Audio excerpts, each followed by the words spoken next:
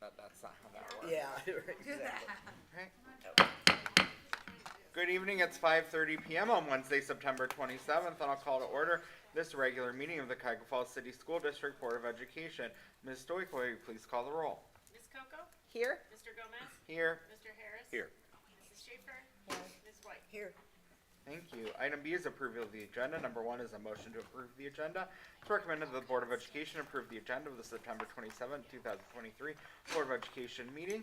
Action by the Board of Education, adoption of consent agenda means that all items are adopted by one singular motion, unless a member of the Board of Education, Treasurer, or Superintendent requests that any such item be removed from the consent agenda and voted upon separately.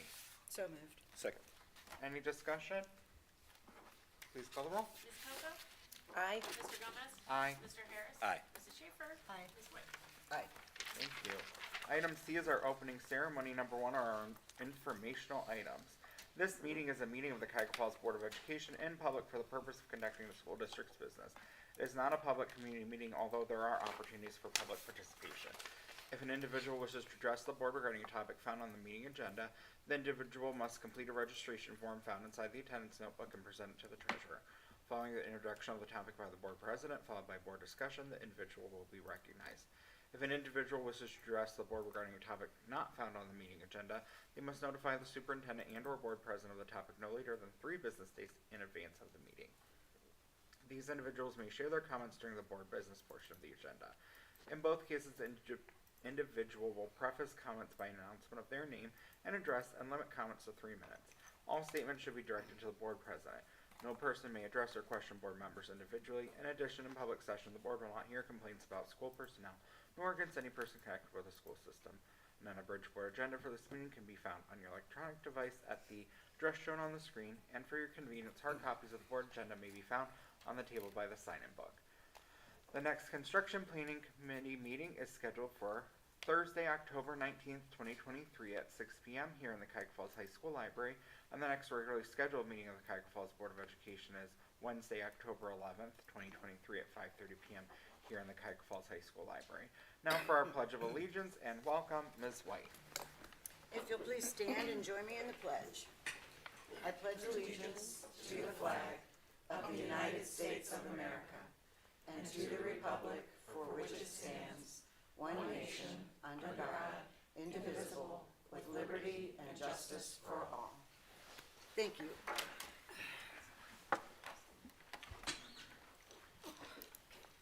And welcome, everybody. I hope everyone's happy and healthy. Our vision, Cuyahoga Falls City Schools, the hub of our community, committed to a culture of caring. We innovate, we create, we personalize education for all. Our mission, every student, every day, every opportunity. The board's strategic plan goals are as follows. School safety. We aspire to have a welcoming environment that ensures that the physical and social well-being needs of every student and staff member are met. Academic growth. We aspire to have significant growth through personalized education for all students. We aspire to improve graduation rates so that our students are prepared for employment, enrollment, or enlistment. Engagement, inclusion, and diversity. We will ensure that every student has access to resources they need when they need it in order to be successful. Technology and systems integration. We aspire to create safe, secure, and efficient technology systems to support high-quality teaching, learning, and district operations. Thank you. Item D, presentation. Tonight we have one presentation. It's our report card overview. Mrs. Hausman.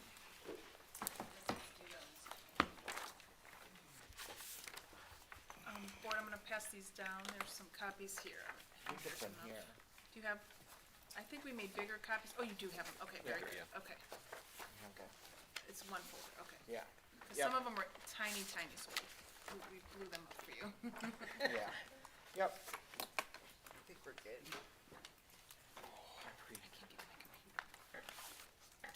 President Gomez, Vice President White, board members, Dr. Selico, Mrs. Stoikoi, our faculty, community members, thank you for inviting us here to be here tonight to share with you about our district report card.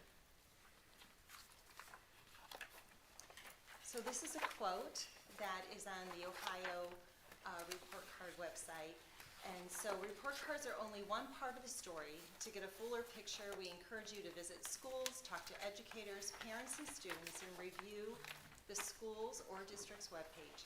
A lot of great things are happening every day in Ohio schools, and they are here in Cuyahoga Falls. And so we appreciate that they recognize that the report card is not the only thing that defines our school district, but we're happy to be here to share this information with you.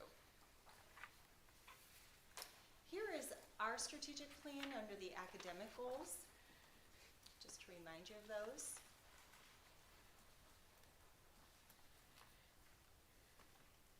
And then just some reminders about stars versus grades. I know it's not new this year, but we had the focus is on performance index when it comes to the academics versus indicators met.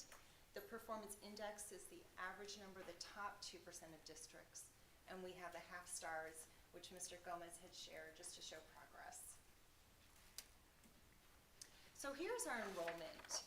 And what you'll notice is one of our largest subgroups is our students who are economically disadvantaged. We're a little bit over 50%. We also have students with disabilities at 15.7%. Now these numbers don't add up to 3,885. I didn't include everything for you, but you can see the students enrolled in the district where they live and those who open enroll out.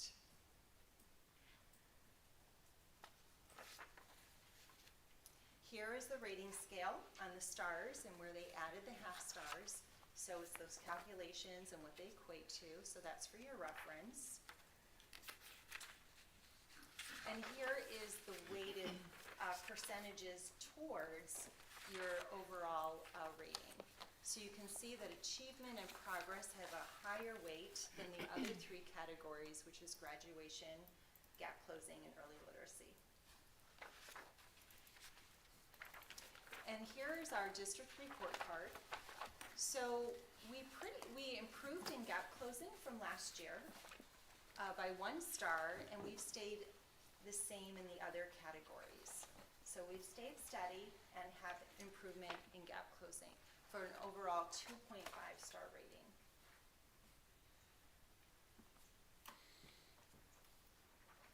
Here's a trend with our performance index, and what you can see is pre-pandemic, we are moving up and towards those pre-pandemic numbers. So there is incremental growth each year. And so that is also, we're feeling positive about that, and we look forward to that continue to improve. And you can tell the categories of how the students perform on the test. So you can see our largest area is proficient, and way over 50% of our children are proficient and above.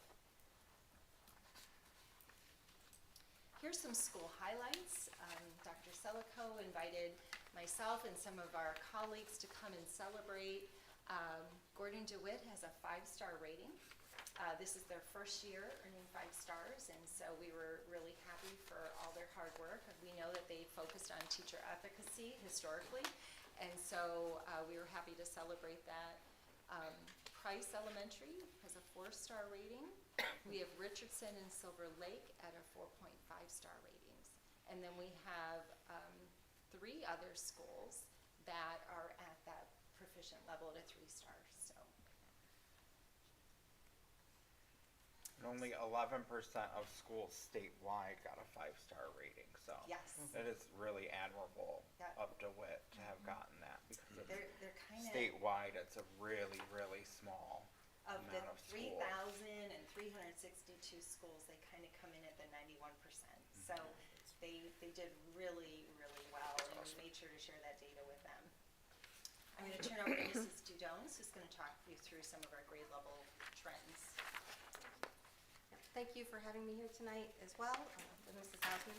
Really quickly, I did want to point out, DeWitt obviously, scored the best with the 5 stars, but Bullock actually improved in 3 areas overall, and so they had the most improvement of all the schools. So that was really exciting to see that the hard work is paying off there. So we were excited to see that.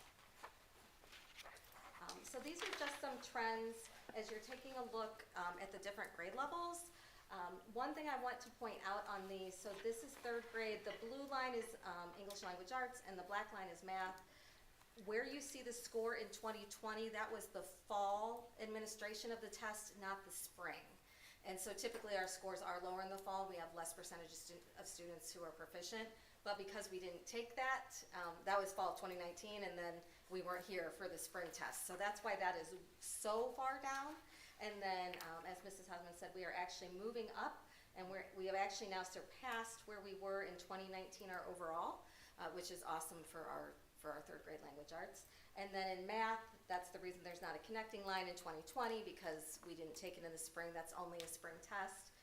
And then you can see we're on the rise there as well. This is fourth grade.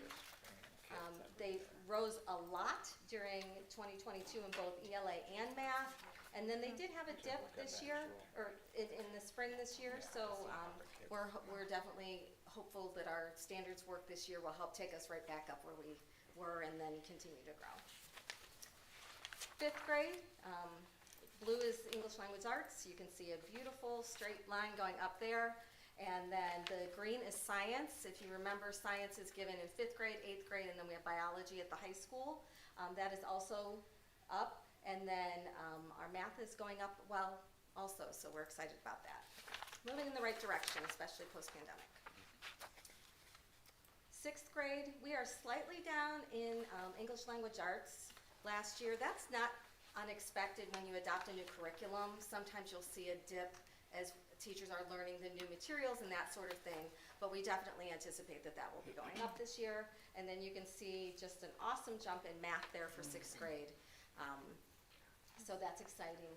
We did start at both buildings last year, the 6-7 compacted math, where instead of students accelerating over sixth grade, they're taking all of sixth grade and part of seventh grade. Those students, just for your reference, did take the sixth grade test. But we're excited to see that moving in the right direction because we know it was so low that we have work to do. Well, when you look at it like cohorted, there was like a substantial drop because they went from 71% to 48%. So, I mean, you just look, if you're tracking just random sixth graders moving through, it's a small drop. But when you look at the cohort of like actual kids in fifth grade, they were 71%, and then they moved up to sixth grade and they're at 48%. So that's a substantial decrease in proficiency that is alarming. You are correct, and we'll talk a little bit Okay. later about what we're doing to help address that. Seventh grade was up a little bit in 2021, then down, and then just up from 2022 in English Language Arts, and then in math, again, back down. The problem that we're having between the fifth and the sixth grade, that's what we're trying to get at the root of that and attack it as best we can. So we're just gonna keep plugging away and see what we can do to make those improvements. Can I ask a question? Of course.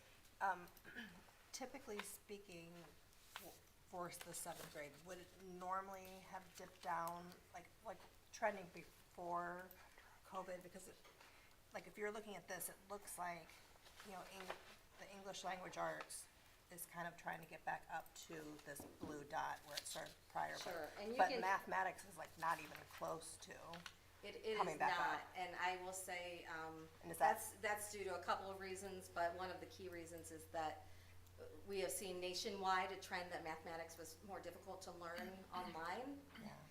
And, we did a lot of switching back and forth where students were all out, all in, partially out, some students. And so it's going to be a big recovery for us in terms of, because if you think that these seventh graders then were in third grade, right, during 2020. So if you think of it that way, they're just getting into multiplication in third grade, and they're getting into division. And so then as they hit seventh grade, if they haven't mastered all of those skills because of, all of the gaps of time and learning, then now we're trying to catch that up and teach the seventh grade standards. So it's definitely a challenge that we're aware of and we're working to address. And it's an Ohio pattern as well. I was sharing this with Mrs. Hausman before. ODE through the Ohio State University is funding research on student achievement and learning acceleration in Ohio, and they actually presented this yesterday. And average English language arts achievement is back to pre-pandemic levels in Ohio. That's the standard they're expecting. But math achievement remains below pre-pandemic levels, and the statewide at elementary school, they're seeing a loss of a quarter year of learning, so like a quarter year behind on standards, and at middle school, a half year behind on standards in math. Thank you for sharing that. Yeah, so. That's helpful. And one thing to keep in mind too is if you are seeing other districts and their report cards published and that sort of thing, is that some schools were all in, pretty much the whole time during COVID, and we were not. And that just, it affected our students. So now we're playing that game of catch up and trying to get there. And then 8th grade, you can see we had a dip in 2022, but all three areas are on the rise. Again, they're not where we want them to be, but we are heading in the right direction again. High school is a little more complicated because we have 6 tests going on. So we have English Language Arts 2, which is our 10th grade English Language Arts test. We have Algebra 1, we have Geometry, Biology, American History, and American Government. And then they also have the EOC Improvement Indicator, which is students who had previously taken a test and then retested to earn a higher score. So if a student retakes the test in the same year, then the higher score counts not only for them towards graduation, but it does count for the district. But if the retake doesn't happen until the following year, then it won't count in that EOC improvement indicator. And you can see, actually I remember back in 2019, there was actually a special rating for that, and our students who were retaking the test were actually doing better. Where you see those scores in 2020, those were all retake students. Those are students that Ms. Bogdan and I had come in and retake right after winter break, and they'd already taken the test the first time. So I did want to point that out. So they're kind of all over the place. The U.S. history is going up. The algebra made a tiny dip down, but it was moving up since 2020. ELA 2 going up. It's not quite back to pre-pandemic, but it's getting close. And again, they were also implementing the new curriculum last year, so I was happy to see that they went up from the previous year. The ELA 1, you can see there's just one pink dot. That is no longer required for students. So we had a group of students who were still taking it in 2019, but that's no longer a graduation requirement to test in that area. Students still have to take English Language Arts 1, which is our 9th grade class.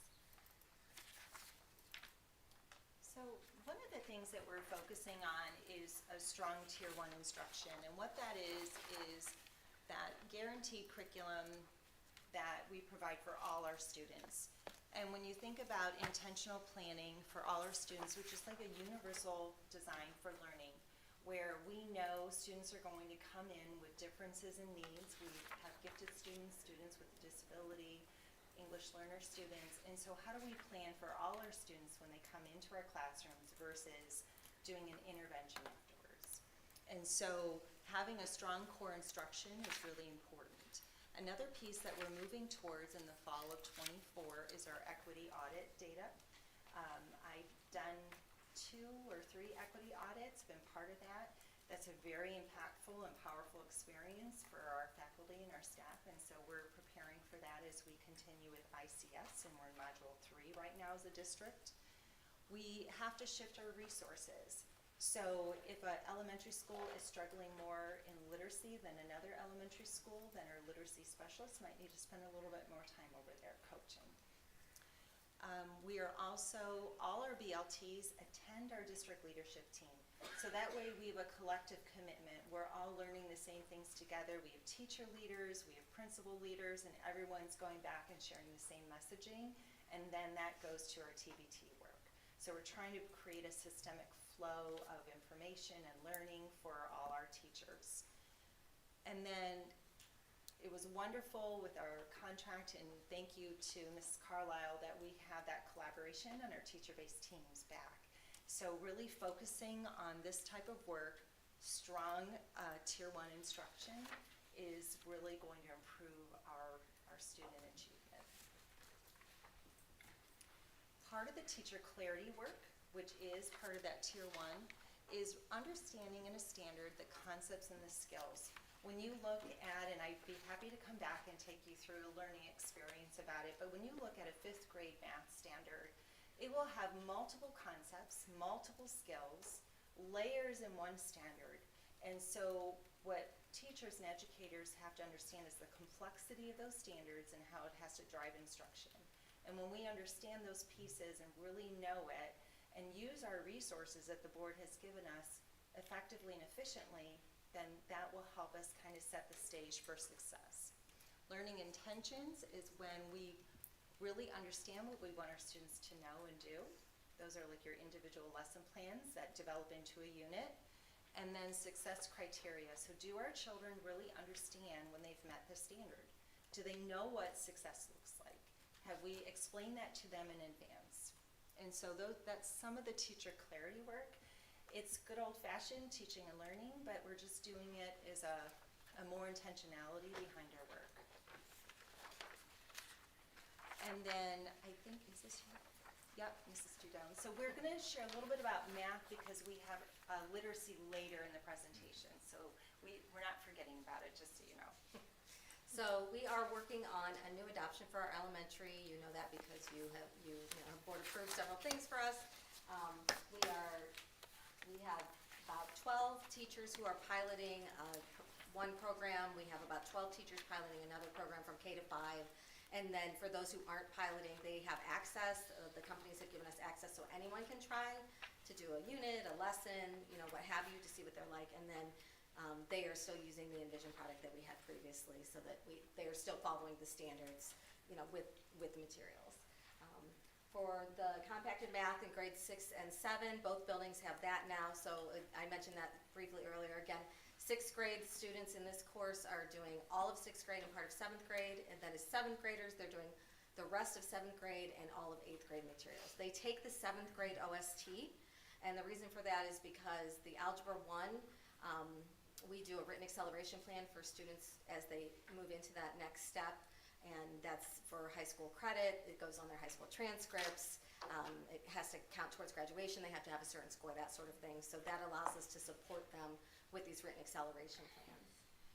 With our 6th grade math teachers and our Algebra 1 teachers, we're doing a really deep dive of support, partially with Dr. Kim Yoke, who has worked with us before. She's presented at our Business Alliance for those that have attended there. And then also Mr. Smith and Mrs. Kolich at the high school are also really focusing on this. So we know as a district that we need to improve, and so Mrs. Hausman and I talked this summer about just doing algebra, and then we decided if we add 6th grade, we'll be improving the skills of the teachers and the students as they move along, and then when they get up, and we have hopefully fixed some of our issues with algebra, with the standards and that sort of thing, it will be a win for all.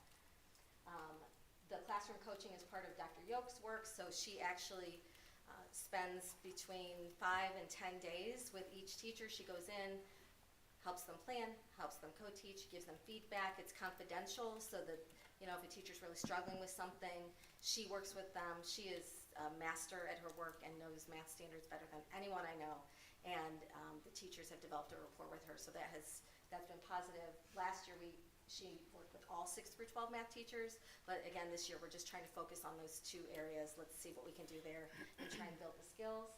And then Zern Math is available for high dosage tutoring.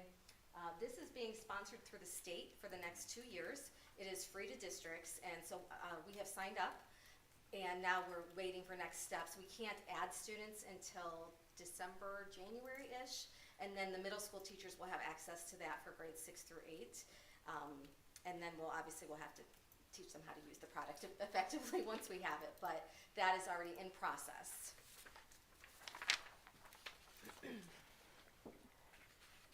Okay, something else on our report card.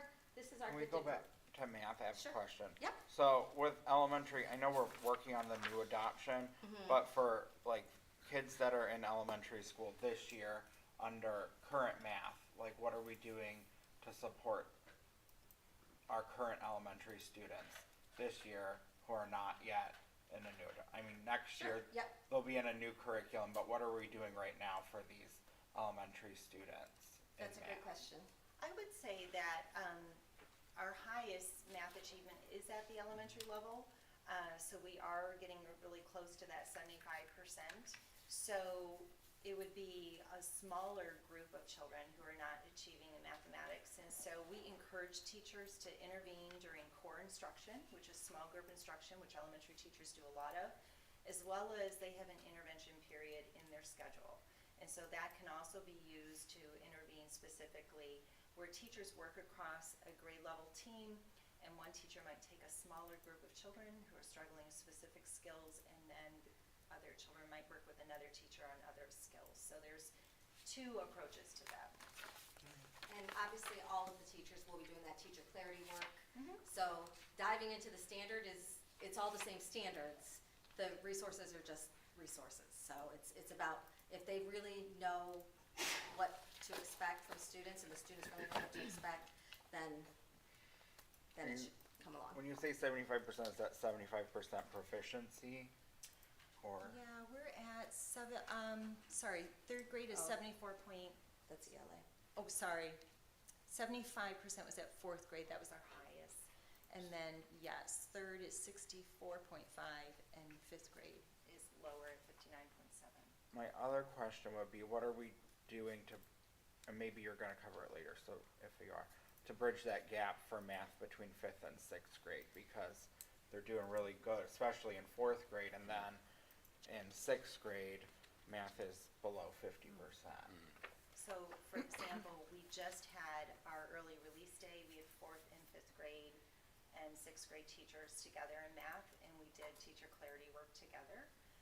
We had math teachers together, science teachers, and social studies together, so. Okay. Helping them, Thank you. helping the teachers understand that vertical alignment where this is what they had to know last year, this is what I'm supposed to teach them this year, and this is what they'll be learning next year, so I have to make sure they get this so that they're set up for success next year. When done well is going to be fruitful. Thank you.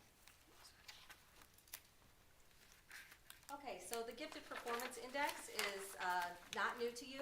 As you take a look, what this means, so the Performance Index, Mrs. Hausman showed earlier, was for all students, and this is specifically to students who have been identified as gifted.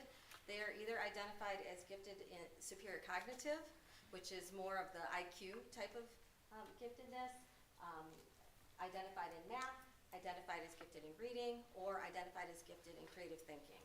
And because we cluster group our students and we provide written education plans and we provide professional development to the teachers who are serving them, that is how these can count